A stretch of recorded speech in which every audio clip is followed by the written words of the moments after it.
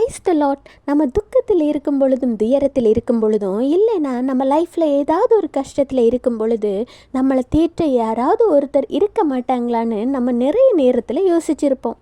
ஆனால் ஒரு முக்கியமான விஷயம் என்னென்னா, மனிதன் தேற்றுவதை காட்டிலும் ஆண்டவர் தேற்றுவது நமக்கு உண்மையான ஆறுதலையும் கொடுக்கும், நிரந்தரமான ஆறுதலையும் கொடுக்கும்.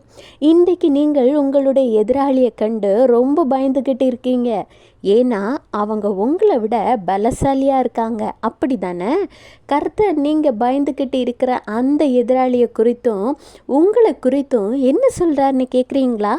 2 நாளாகமம் 32:8, அவனோடு இருக்கிறது மாம்ச புயம், நமக்கு துணை நின்று நம்மளுடைய யுத்தங்களை நடத்த நம்மோடு இருக்கிறவர் நம்முடைய தேவனாகிய கர்த்தர் தானே. பார்த்தீங்களா ஆண்டவர் என்ன சொல்கிறாருன்னு?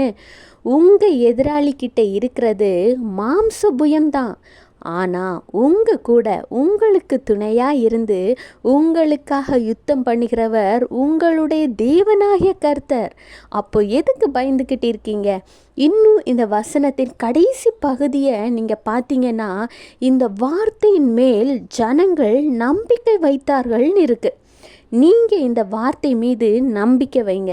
உங்களை ஜெயிக்க போகிறது எதிராளி அல்ல, அந்த எதிராளியை ஜெயிக்க போகிறது தான் ஆண்டவருடைய பிள்ளைகளாகிய நீங்கள். Have a blessed day. Jesus bless you.